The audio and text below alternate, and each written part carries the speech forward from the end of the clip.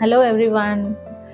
Today I am going to talk about a condition which is very common and get to see in the Asian continent, and this is the obstetric cholestasis of pregnancy or intrahepatic cholestasis. So what about the definition of this condition?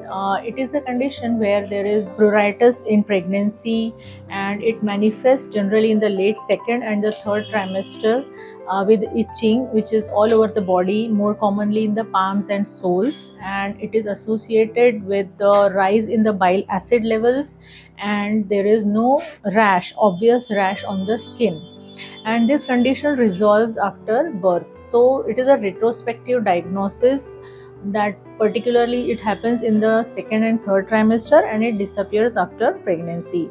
The incidence is in Asia and in India and Pakistan is 1.2 to 1.5%, but in UK the incidence is 0.7%. Regarding the classification, previous classification used liver function test for classification of this condition, but now it is solely based on the bile acid levels. So it is classified as mild, moderate and severe. So if the bile acid concentration is less than 18 micromole per liter, then it is considered as gestational pruritus or gestational cholestasis. When it touches 19, from 19 to 39 it is considered as mild cholestasis. From 40 to 99 it is moderate cholestasis, and above 100 micromoles per liter it is considered as a severe cholestasis. So this is the classification. Now, what is the role of other investigations? So when a woman comes with the itching, particularly in the second and the third trimester, we have to rule out other conditions which can cause pruritus, like the prurigo of pregnancy, or atopic eruptions of pregnancy, or gestational pruritus, or pemphigus gestationalis. And we have to rule out other conditions where there is abnormality in the liver function test, and there is evidence of jaundice, or there is evidence of steatorrhea, or if there is evidence of high colored urine, we have to rule out.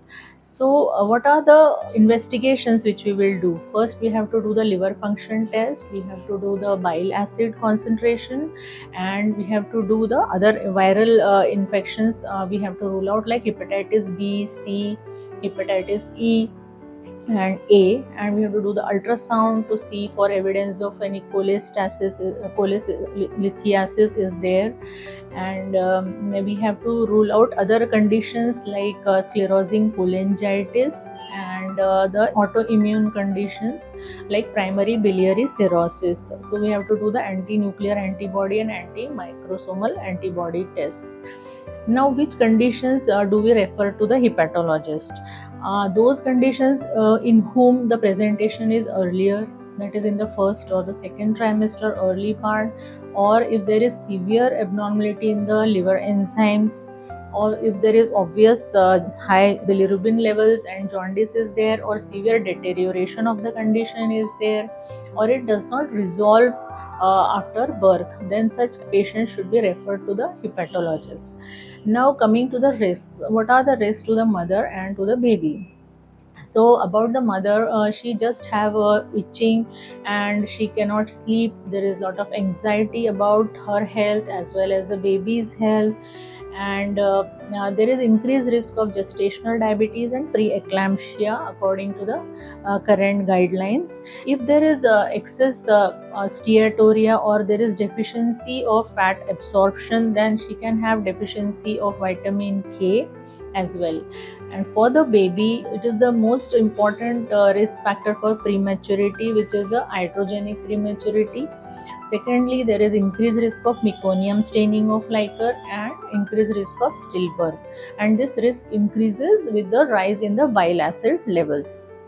So considering prematurity, the risk in mild intrahepatic cholestasis is 16%, for moderate it is 19%, and for severe it is 30%. Now, the risk of stillbirth. The risk of stillbirth in mild cases, it is 1.3%, which is almost similar to the background risk. In cases of moderate, the risk is 2.3%, and in cases of severe ICP, the risk is around 3.4%. How do you monitor? For the mother, we have to monitor by doing bile acids every week, and for the baby, there is no such test which will predict or prevent stillbirth, but we have to monitor by the daily fetal movement count of the mother. We have to do the ultrasound to rule out any other condition which is mimicking ICP. Plus, we have to do the fetal growth scans, the amount of liquor, and the Doppler studies to see the fetal well-being.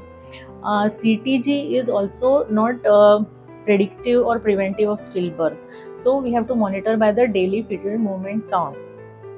Now, what is the treatment for such condition?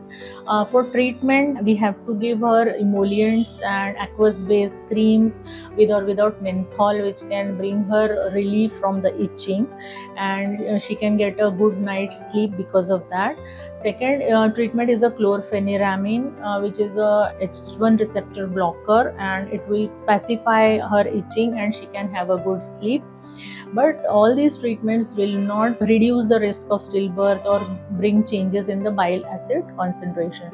The third is a ursodeoxycholic acid, which is a hydrophilic acid, and it helps to reduce the hydrophobic acid bile pool, whereby it dilutes the hydrophobic bile acids and helps to bring the bile acid levels to normal levels. The dose can be given as 300 milligrams 3 times a day. There are no side effects of this drug, and it is very safe to use in pregnancy.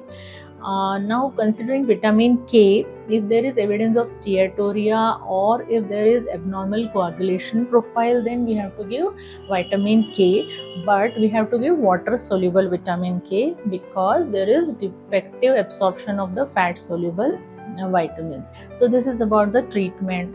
Now, where will we deliver such patients? She is delivered in a consultant led unit, and vaginal delivery is possible in such patients. This is not an indication for cesarean section.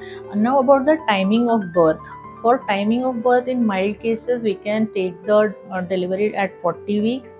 For moderate, at 38 to 39 weeks of gestation, because the risk of stillbirth is similar to the background risk till 38 to 39, and it increases after that. In cases of severe cholestasis, we have to deliver by 35 to 36 weeks. So we need induction of birth, and there is increased risk of operative delivery because of that. If there is deranged prothrombin time, then there is increased risk of postpartum hemorrhage, otherwise it is not there.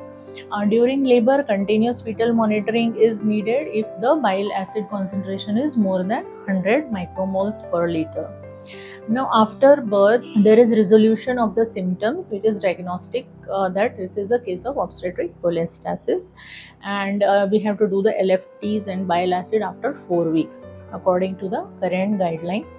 And then we have to give her contraception, and if there is a history of cholestasis associated with estrogen containing contraceptive, then we should not give estrogen progesterone pills, but progesterone only pills can be given to such patients. And we have to do the test after 4 weeks, and we have to tell that there is a high risk of recurrence, about 45 to 90% of cases in the next pregnancy. So in the next pregnancy, she is called for early booking, and we have to do the test at the time of booking itself. That is the liver function test and the bile acids. The differential diagnosis most commonly in this condition is acute fatty liver of pregnancy, or viral hepatitis, or HELLP syndrome. So we have to do all the investigations to rule out this condition. This is all about intrahepatic cholestasis of pregnancy. So if you like the content of my channel, please hit the like button and subscribe to my channel. Thank you.